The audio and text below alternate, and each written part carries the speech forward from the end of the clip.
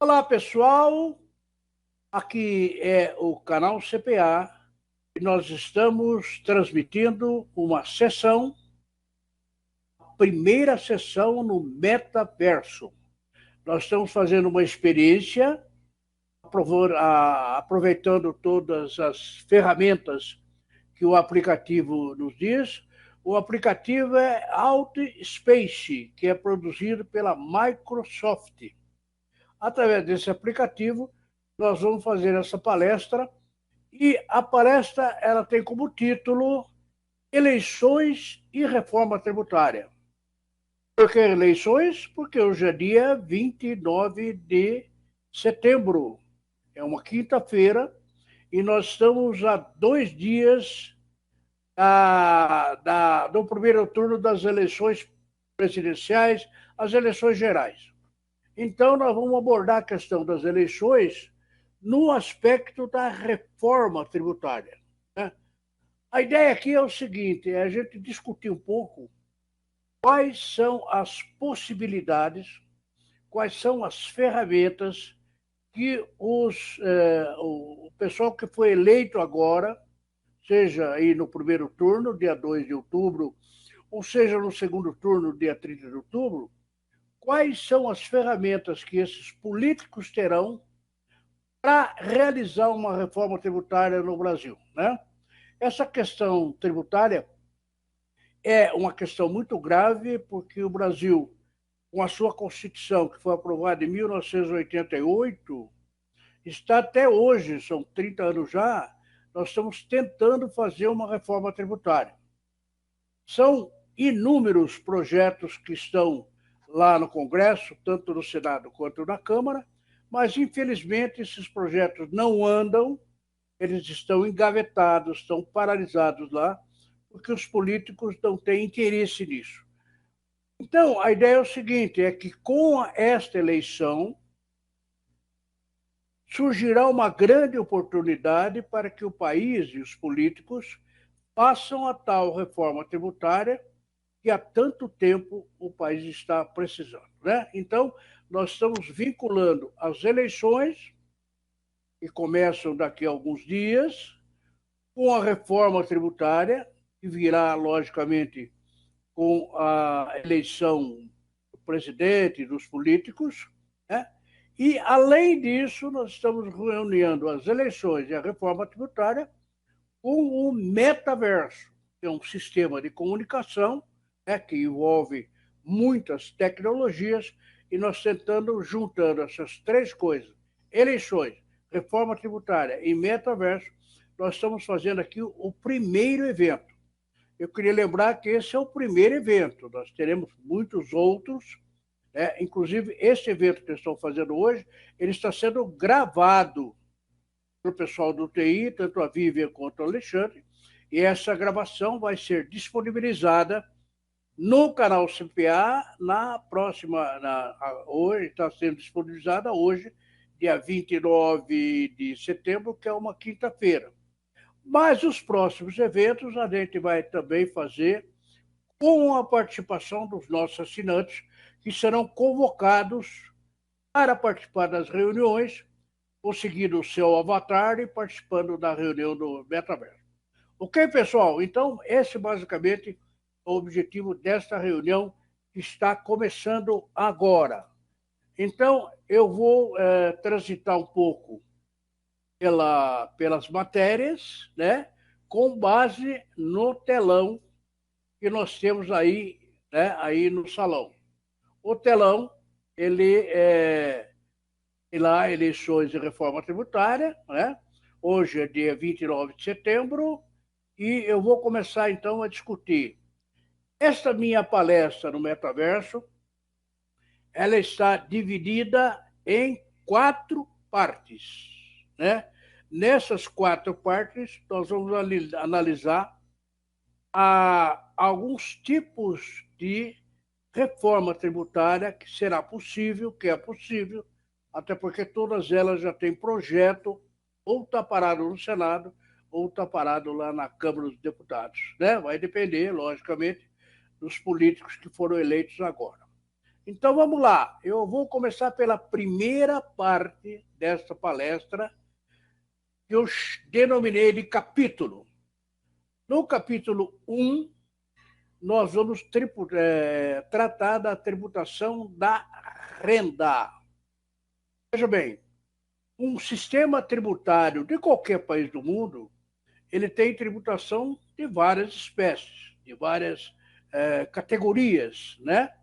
O mais comum, que se espalha pelo mundo inteiro, é a tributação da renda, isto é, cobrar imposto sobre a renda ou do cidadão ou das pessoas jurídicas.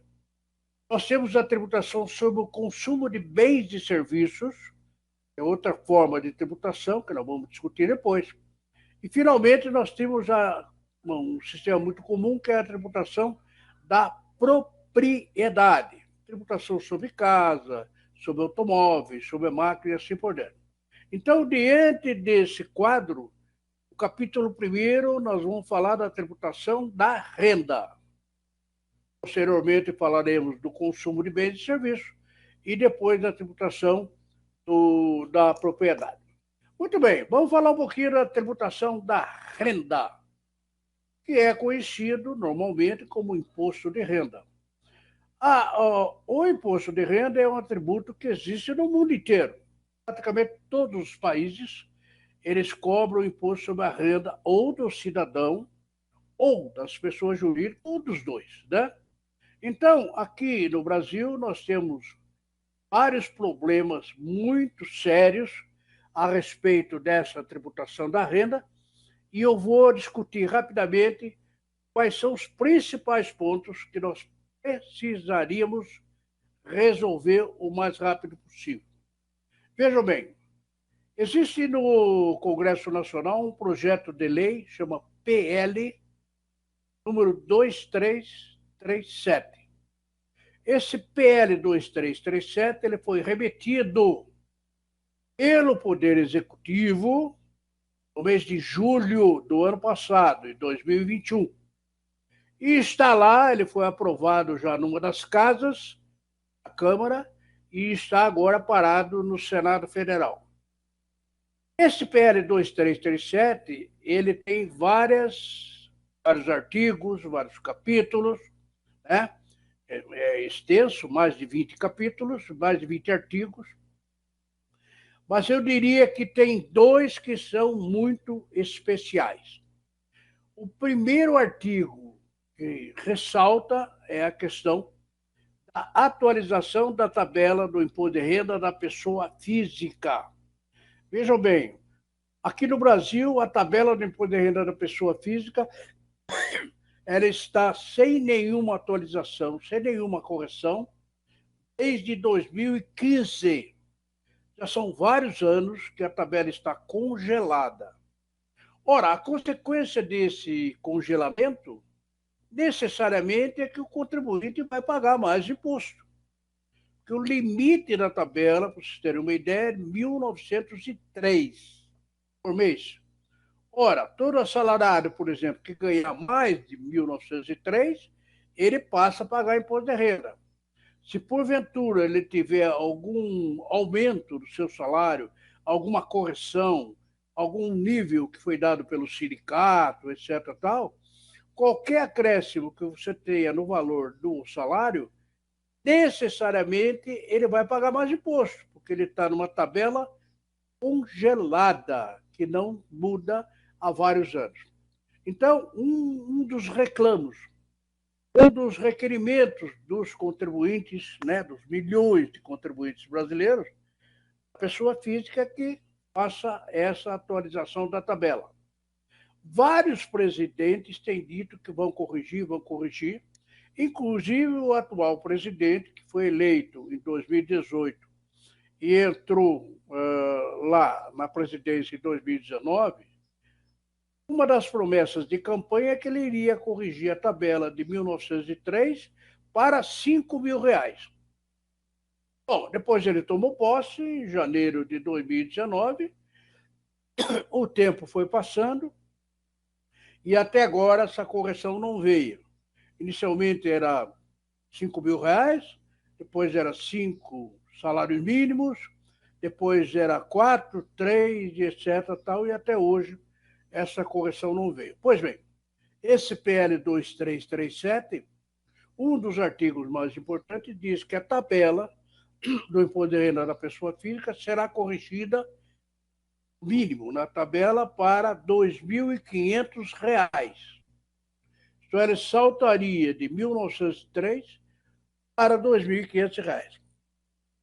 Bem, a primeira consequência que nós teríamos com o aumento da tabela é que a arrecadação do imposto de renda da pessoa física seria diminuído, claro, né? Se você tem uma tabela aumentada, mínimo aumentado, o contribuinte vai pagar menos. E se vai pagar menos, a arrecadação desse tipo de imposto será diminuído. Só que, no mesmo sentido, o projeto de lei 2337 diz o seguinte: haverá tributação dos lucros distribuídos pelas pessoas jurídicas. Essa tributação dos lucros distribuídos já existiu no Brasil durante vários anos, até 31 de dezembro de 1995, e foi revogada a partir de 1º de janeiro de 1996. Desde 96 até agora, a distribuição de lucros não se sujeita a nenhum imposto. Só que agora, com a atualização da tabela, que vai dar uma quebra à arrecadação, o governo propõe que se tribute a distribuição de lucros, de uma forma tal que uma coisa vai compensar a outra. Menos imposto de renda da pessoa física, que vai beneficiar milhões de trabalhadores, por exemplo, assalariados, etc., mas, ao mesmo tempo, vai fazer com que as empresas elas paguem imposto, ou pelo menos retenham na fonte, dos lucros que foram distribuídos para os seus sócios, para os seus acionistas, né? Quer dizer, no cálculo feito pelo Ministério da Economia, imagina-se que haverá um equilíbrio. O imposto de renda da pessoa física cai, ao mesmo tempo e na mesma data que o imposto de renda da pessoa jurídica sobre lucros distribuídos aumenta. E uma coisa vai equilibrar a outra. Bom, em decorrência dessas duas proposições, é claro que terá que haver outras alterações. E o próprio PL 233 ele propõe, que é aquele problema da distribuição disfarçada de lucros, né? Tributação de rendimentos do exterior, quer dizer, várias alterações são propostas pelo PL 2337, não só em decorrência da redução da tabela, mas também em decorrência da atualização dessa nossa legislação, que está há muito tempo sem qualquer mudança. Ok?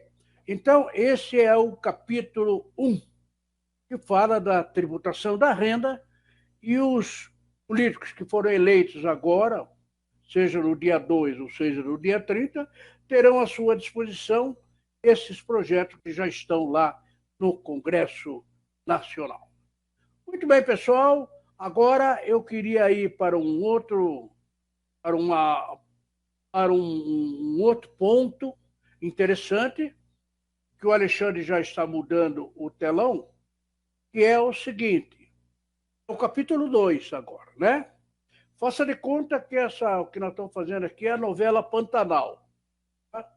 Então, vamos agora para o capítulo 2 da novela Pantanal, que é a tributação. Vimos a tributação do imposto de renda, da renda, e agora vamos ver a tributação do consumo.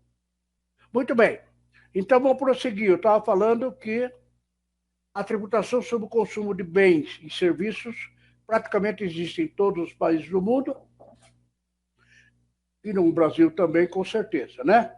Então, a tributação sobre o consumo de bens e serviços aqui no Brasil é muito complicado.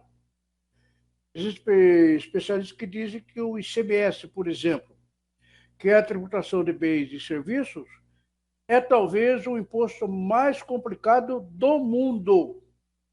Não existe nenhum tributo tão complicado, com regras tão complexas, como o ICMS. tem outros também, né, que é a tributação do consumo de bens e serviços. Muito bem.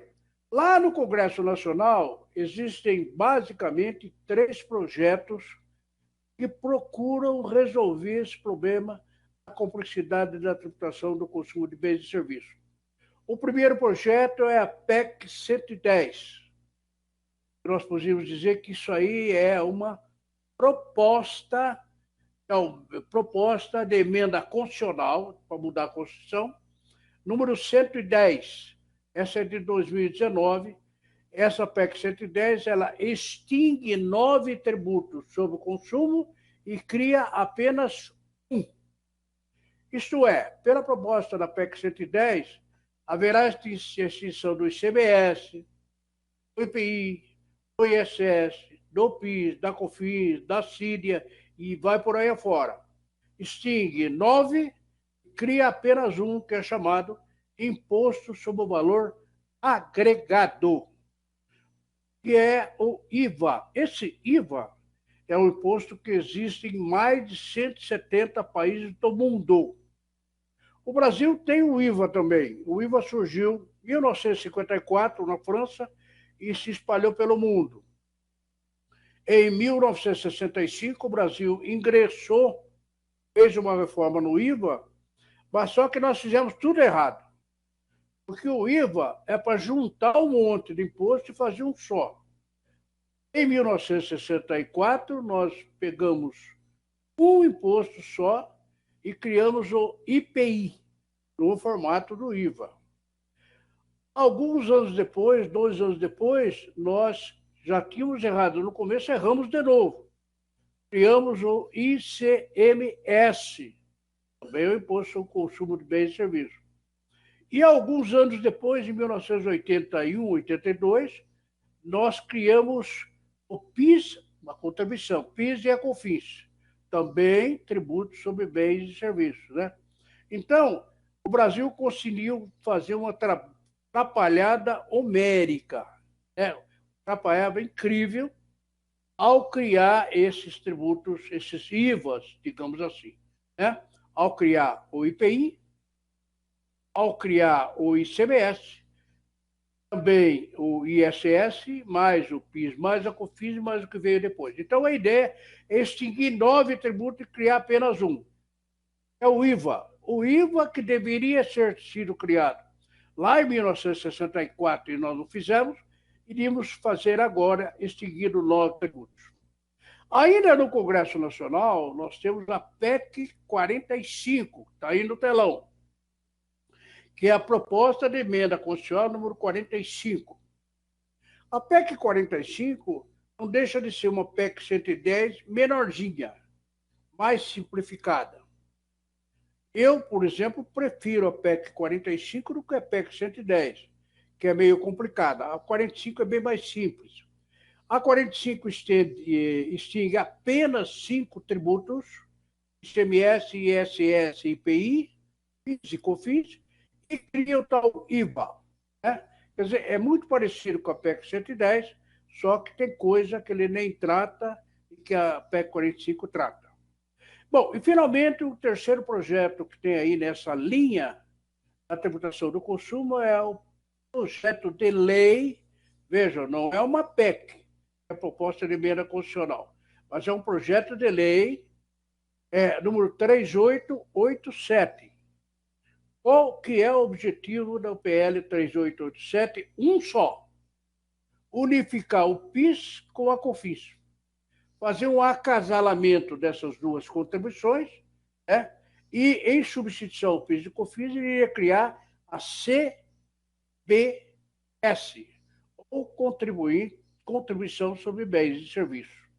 Na realidade, da minha visão, né, eu acho que o PL 3887 não resolve nada. Ele simplesmente unifica.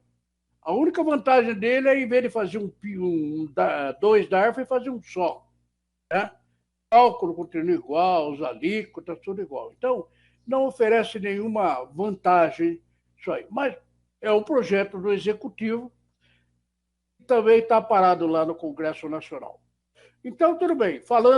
Resumindo a tributação do consumo aí no capítulo 2, nós podemos dizer que são 3 propostas que estão paralisadas no Congresso Nacional. A PEC 110, extingue 9 e cria 1. A PEC 45, extingue 5 e cria 1. E a PL 3887, que faz um acasalamento entre o PIS e a COFINS. E, claro, tem muitos outros projetos que estão lá também, e que também estão à disposição dos políticos que foram eleitos agora, quando eles tomarem posse, etc. Vamos ver o que cada um deles fará, ou vamos ver aquele que foi eleito, o que eles farão com a questão da tributação do consumo. Ok? Então, esse é, como eu acabei de mostrar, a questão do capítulo 2. Muito bem, agora eu vou fazer o seguinte, eu vou para a terceira tela, que vocês têm aí, eu estou aguardando o Alexandre fazer a mudança.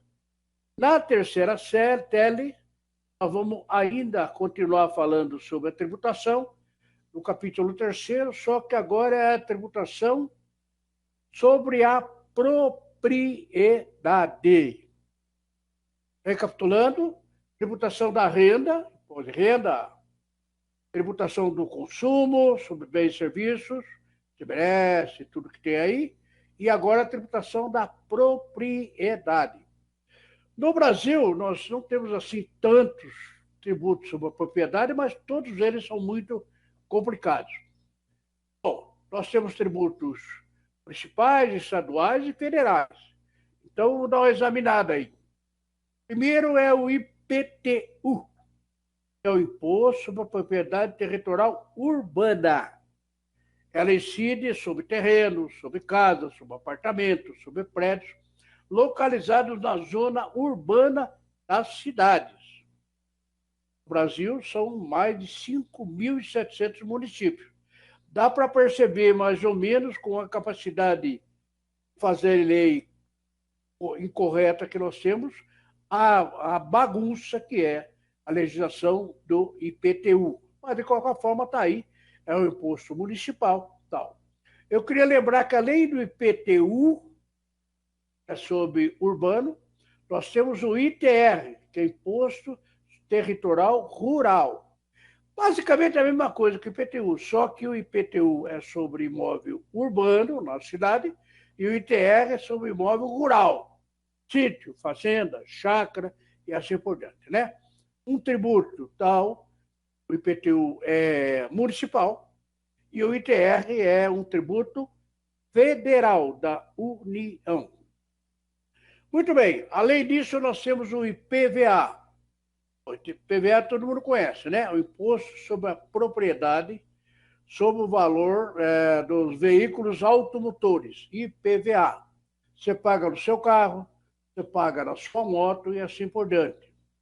Muito bem, eu queria lembrar que em relação ao IPTU, a PEC 110, ela prevê que a União ela deu uma consultoria para os municípios para cobrar o IPTU direito, porque muitos municípios nem cobram, né?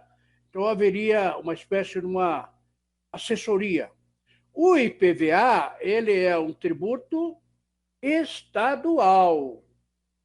E no estado de São Paulo, nós que tem carro, que tem moto, pagam o IPVA. Mas qual é a ideia da PEC 110? Além de tributar os veículos, automóveis e motos, vai tributar também, ou pretende tributar, os barcos e as aeronaves. Os barcos aqui, olha, porque tem iate, né? Claro, vai tributar barco de pescar, não, né? Barco pequenininho não. Mas vão tributar os barcos, que na realidade são veículos automotores também, só que andam na água, e as aeronaves.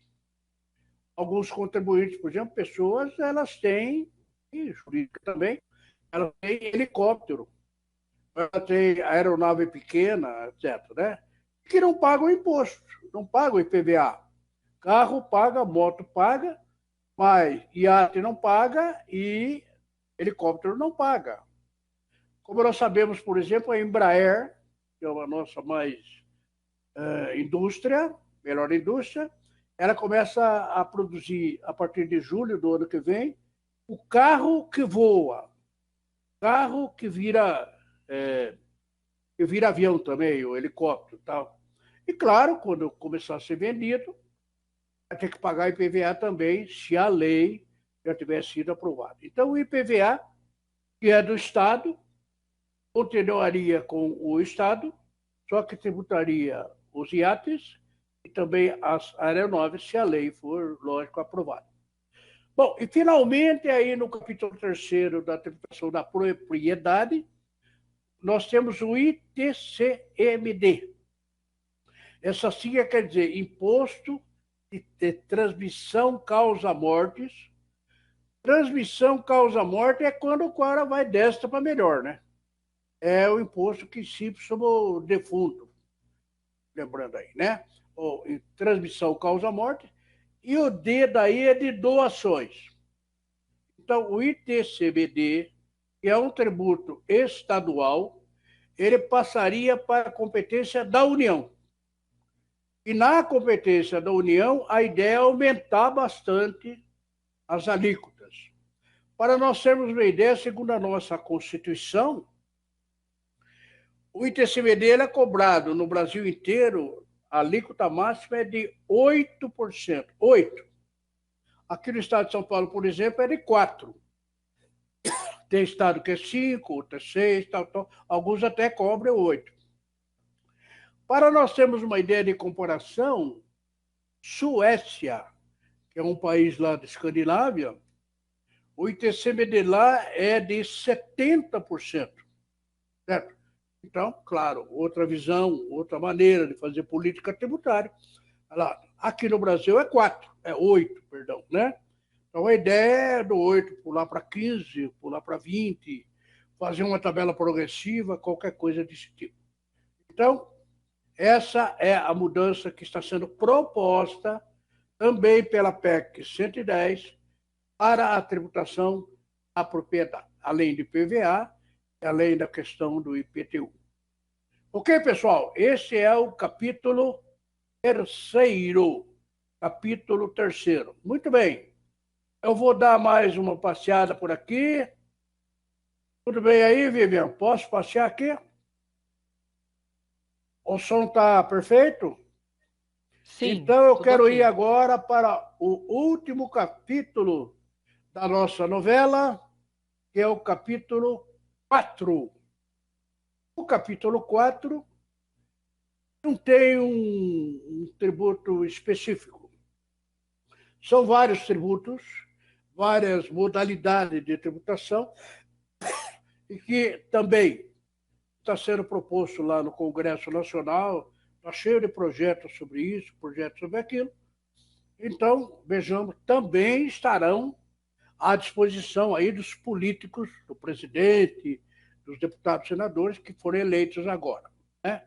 Então, vejamos essas outras propostas, que é o 4º capítulo dessa palestra aqui. Então, vamos lá. Quais são essas outras propostas? Primeiro delas é o imposto sobre grandes fortunas, né?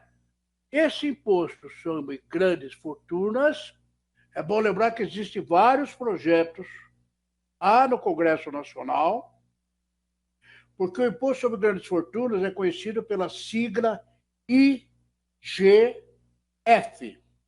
O imposto sobre grandes fortunas surgiu na Constituição Brasileira em 5 de outubro de 1988, está lá no artigo 153, inciso 7, e diz o seguinte: imposto sobre grandes fortunas que será cobrado pela União conforme uma lei complementar.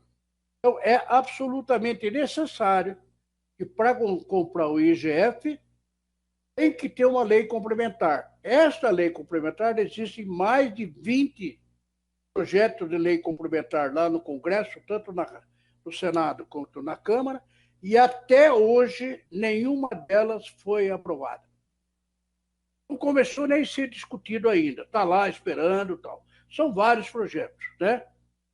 Uma das razões, dizem, né? Uma das razões pelas quais o imposto sobre grandes fortunas nunca foi aprovado no Brasil, embora esteja autorizado na nossa Constituição, é que esse imposto vai cobrar dos ricos, dos milionários, dos bilionários.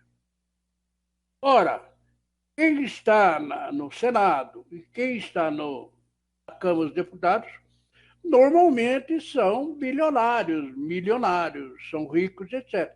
E eles não têm interesse nenhum em aprovar um imposto dessa natureza. Então, até hoje, apesar de vários projetos, várias discussões, ficou tudo de um jeito só, não mudou até hoje. Alguns candidatos estão propondo o projeto deles na eleição agora é instituir o IGF. Não sei se é possível, né? É um imposto que tem sido instituído em alguns países do mundo, tem muito, alguns países. Alguns países têm instituído e revogado, né? Como no caso da Suécia, que eu falei, eles instituíram o IGF, revogaram e aumentaram o imposto sobre herança. Na França, o imposto sobre grandes fortunas foi instituído, tem até hoje, e fala-se que muitos franceses ricos, bilionários, fugiram no sentido jurídico da questão da França, né? Saíram da França para não ter que pagar esse imposto. É um perigo, né? O IGF é um perigo. Essa é uma das razões pelas quais no Brasil até hoje o IGF não foi instituído e eu tenho a impressão que vai ser muito difícil. De qualquer forma, está aí à disposição dos novos políticos, dos novos eleitos. Muito bem, a segunda questão é a questão da herança. Eu me referi anteriormente ao ITCMD, mas uma das ideias é aumentar o imposto sobre herança através do ITCMD. Não criar o imposto sobre herança, mas aumentar as alíquotas do ITCMD, como fez a Suécia, por exemplo. Ok. A terceira hipótese aqui no capítulo e outras propostas é uma proposta de imposto único, IUM, imposto único, sei lá, IU, vai, imposto único. Tem vários projetos, vários nomes, etc. Né? É uma curiosidade, dos 12 candidatos a presidente que nós temos agora, na eleição agora de dia 2, domingo, uma delas é a candidata Soraya. A Soraya, ela era uma senadora do Rio Grande do Sul e no programa dela, ela diz que o principal é instituir o tal imposto único. E por quê? Porque o vice-presidente candidato dela é o deputado Marco Sintra. O deputado Marco Sintra talvez seja o único brasileiro que, quando nasceu, e o médico lá ainda a hora de nascer na maternidade, quando bateu no bumbum dele, ele deve ter dado imposto único, porque ele passa a vida inteira falando do imposto único. Ele já apresentou vários projetos, escreveu vários livros, já foi eleito deputado por essa, digamos, por essa ideia, né? E agora ele é candidato a vice-presidente da Soraya, que é candidata a presidente e atualmente era uma senadora, né? Então, o Marco Sintra, ele pretende instituir o imposto único. Não sei se vai dar certo. Eu, particularmente, sou muito pessimista em relação a isso, porque por uma razão só. O imposto único é um imposto que não existe no mundo inteiro. Nenhum país conseguiu implantar, instituir o imposto único. Alguns conseguiram, mas há pouco tempo revoga, não funciona. É um imposto que ele não olha os contribuintes de forma diferenciada. O imposto único, para um cara, ele é contribuinte. Seja rico, pobre, mediano, bilionário, é um imposto só. Essa é uma das razões o imposto único, ele é conhecido como um sonho de uma noite de verão. Nunca deu certo. Provavelmente no Brasil, acho que não vai dar certo também. Mas, de qualquer forma, o projeto, a senadora Soraya está aí batalhando por ela, com auxílio lá do Marcos Sintra, que foi, inclusive, no ano passado, secretário da Receita Federal por alguns meses, depois saiu. Muito bem, o final, o último que eu queria ressaltar, tem muitos mais, claro, né? Mas o que eu queria ressaltar nesse quarto capítulo das outras propostas é o famigerado Imposto sobre Operações Financeiras, né? O Imposto sobre Operação Financeira já lembra aquela CPMF, né? Muitos de nós lembramos a famigerada CPMF, que incide na conta bancária, cada vez que você sacar teu imposto, cada vez que depositar teu imposto e assim por diante, né? Nós tivemos durante vários anos, não funcionou, né? Não funcionou, não chegou ao resultado, coisa, e eu acredito que quem tem essa ideia dos candidatos aqui já deve saber que não funcionou lá atrás, possivelmente não funcionou. Uma das ideias que se faz é você instituir o imposto sobre operações financeiras e desonerar a folha de pagamento para gerar emprego, etc. Tal. É uma ideia, né? Não sei se vai funcionar, mas de qualquer forma é uma das ideias. Muito bem, pessoal. Então, essas são as propostas do capítulo 4 que nós temos a lei da renda, lei do consumo e a lei da propriedade, mais essas outras hipóteses. Tudo isso está à disposição, já é projeto. Eu pulei aqui o tal do modelo americano. Existe um deputado federal do Rio de Janeiro, é o Luiz Felipe de Ornelas de Bragança, que, aliás, é descendente lá da família portuguesa que veio para o Brasil e acabou deixando para nós o Luiz Felipe aí. Ele é deputado federal e ele apresentou um projeto no ano passado, que é a PEC número 7. Essa PEC pretende instituir no Brasil o sistema tributário americano nos Estados Unidos. Bom, lá funciona muito bem. Arrecada bem, não é muito alto, todo mundo adora o sistema americano. Basicamente são 3 tributos, imposto de renda e sobre operações e assim por diante. É muito simples, certo? Só que tem o seguinte, esse modelo americano funciona bem, dizem quem conhece, funciona muito bem nos Estados Unidos, lá nos Estados Unidos. Fora dos Estados Unidos não funciona em lugar nenhum. Porque o mundo inteiro tem o IVA e os Estados Unidos não tem o IVA, né? Então, o modelo americano é muito bom, é excelente para eles, para os americanos, dizem, porque não é muito legal aí, né? Bom, então são esses os tributos que fazem parte aí desse capítulo 4. Espero que eu tenha sido razoavelmente claro, eu tenha podido esclarecer alguns pontos interessantes. E lembrando que hoje é dia 29 de setembro, uma quinta-feira, e nós estamos às vésperas das eleições que vão ocorrer daqui a 3 dias, no dia 2 de outubro de 2022. Se o primeiro turno resolver agora domingo, beleza. Se não resolver, certamente, em muitos casos, tem governador estadual, assim por dentro, aí nós teremos o segundo turno, ao final do mês, no dia 30 de outubro. Muito bem, eu agradeço a atenção de todos, a paciência de verem essa gravação, e já adiantando que nós estamos preparando uma segunda sessão, metaverso, só que agora a intenção é utilizar outras ferramentas que nós temos aqui, né? Ferramentas maravilhosas que são disponíveis.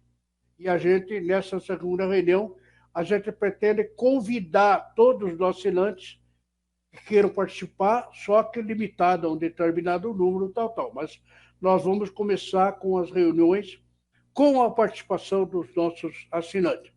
E num terceiro momento, quando a gente aprender alguma coisa, a gente vai começar a trabalhar no metaverso com aquele óculos da realidade virtual. Aquele é maravilhoso, é algo fantástico e a gente faz. Então, a nossa programação é a próxima segunda reunião. A gente vai fazer juntamente com os assinantes que queiram participar, façam sua reserva, façam o seu avatar. Para participar tem que ter o avatar. E depois, na terceira reunião, será completo, já com óculos. Eu queria lembrar que para você olhar um dispositivo desse, necessariamente não precisa ter o óculos. Você pode assistir perfeitamente diante do aplicativo do AutoSpace, que está, AutoSense, que está lá, você pode obter gratuitamente, não se paga nada, você pode assistir isso aí. O óculos ele é interessante pelo seguinte, porque ele aumenta a possibilidade de imersão. Quer dizer, você penetra mais, você participa mais e fica muito mais bonito, tá? Então, fica aqui o convite, na próxima vez a gente vai conversar novamente aqui no metaverso, só que vamos começar a usar as grandes ferramentas que esse aplicativo da Microsoft tem e que está disponível gratuitamente lá na loja da Microsoft. Ok, pessoal, muito obrigado e até uma próxima. Tchau.